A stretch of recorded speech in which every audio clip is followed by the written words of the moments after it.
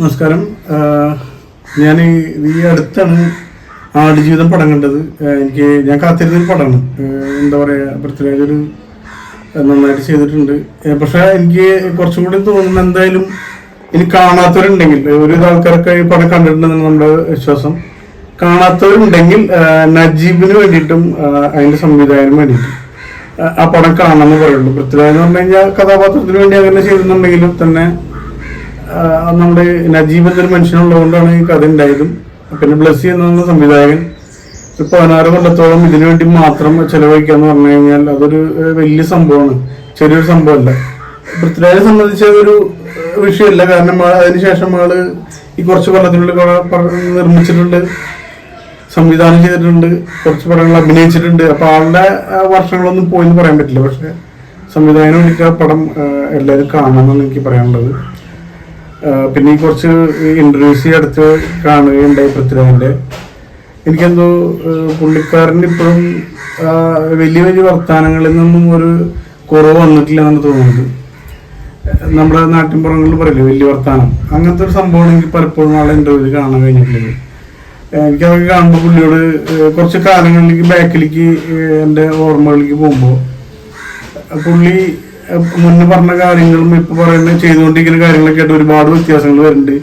നമ്മുടെയൊക്കെ ഒരു ചെറുപ്പത്തിൽ നമ്മളൊക്കെ ഒരു യൂത്ത്, ഒരു പുതിയൊരു നടൻ മലയാള സിനിമയിൽ വന്നിട്ടുണ്ട് പൃഥ്വിരാജ്. അങ്ങനെ ആ ഒരു ഇതിലൊക്കെ കുറെ പടങ്ങളൊക്കെ പുള്ളിയെ കണ്ടിട്ടുള്ളതാണ്.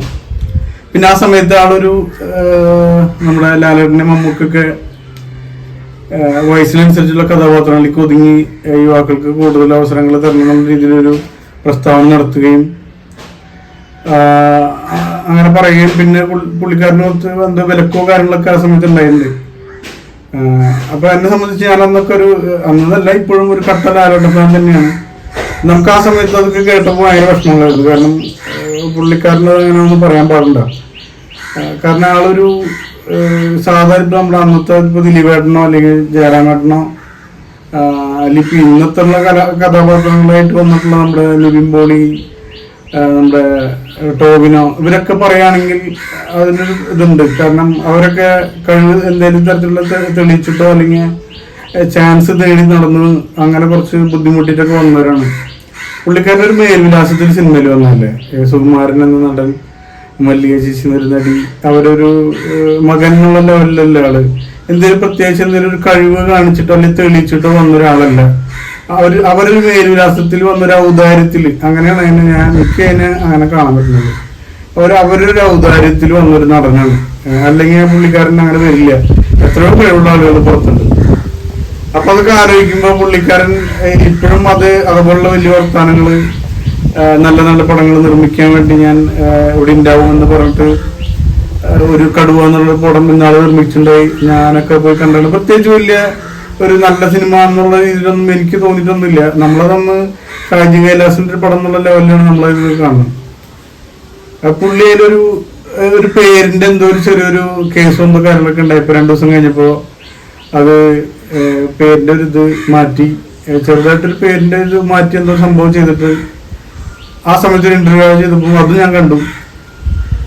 ആള് പറയണ്ടായി, ഈ നിങ്ങള് കൂടുതൽ ഞാൻ പറയുന്നില്ല, പേരിന്റെ ഒരു കാര്യം മാറ്റിയിട്ടുണ്ട്, നിങ്ങൾ വീണ്ടും കാണുകയാണെങ്കിൽ ആ ടിക്കറ്റ് കാശ് കൂടി കിട്ടില്ലേ ഞങ്ങൾക്ക് എന്നുള്ള രീതിയിലാണ് പറയേണ്ടത്. ആളുകൾ ഒരിക്കലും അത് ആളുടെ ഭാഗത്തുനിന്ന് ഇങ്ങനെ കേൾക്കാൻ ഞങ്ങൾ ആഗ്രഹിക്കുന്നില്ല. കാരണം പുള്ളി എന്താ പറയാ, ഒരു പേര് മാറ്റി കൊണ്ടൊന്നും ആ സിനിമയുടെ കഥയ്ക്കോ അല്ലെങ്കിൽ പശ്ചാത്തലത്തിനൊന്നും വലിയ മാറ്റങ്ങളൊന്നും വരാൻ പോണില്ല. നമുക്ക് ഊഹിക്കാവുന്നുള്ളൂ. കാരണം നമ്മളൊരു തവണ കണ്ടിട്ട് പേര് മാറ്റുന്നുണ്ട് പടം പോയി കാണേണ്ട കാര്യമൊന്നുമില്ല. അപ്പൊ അങ്ങനെ പറയണേൽ തന്നെ ഒരു ഇതില്ലേ. കാരണം എന്താണ് പുള്ളി പറഞ്ഞത് വീണ്ടും പോയി ആ പടം കാണട്ടെ എന്ന് പറയുമ്പോ, ഞങ്ങളൊക്കെ കഷ്ടപ്പെട്ട് എന്തെങ്കിലുമൊക്കെ പണി കഴിഞ്ഞ് വന്നിട്ട് വൈകുന്നേരം എന്തെങ്കിലും പെട്ടെന്ന് തീരുമാനം ഞങ്ങൾ സുഹൃത്തുക്കൾ പടങ്ങൾ കാണാൻ പോകണം. ചിലപ്പോൾ ഭക്ഷണം പോലും കഴിക്കാണ്ടായിരിക്കും, പെട്ടെന്ന് ഒരു തീരുമാനം ഉണ്ടാവുന്നു, ത്രിബിൾ വെച്ചൊക്കെ പോണ്. ചിലപ്പോൾ വൈകിട്ട് പോലീസ് പിടിക്കും, അതിന്റെ ഫൈനൊക്കെ അടച്ചിട്ടാണ് നമ്മള് സിനിമ കാണാൻ പോകുന്നത്. ചിലപ്പോൾ മഴ കൊണ്ട് സിനിമ തിയേറ്ററിൽ പോയി അവിടുത്തെ AC ഇരുന്നിട്ട് നമ്മള് സിനിമയൊക്കെ കാണണം.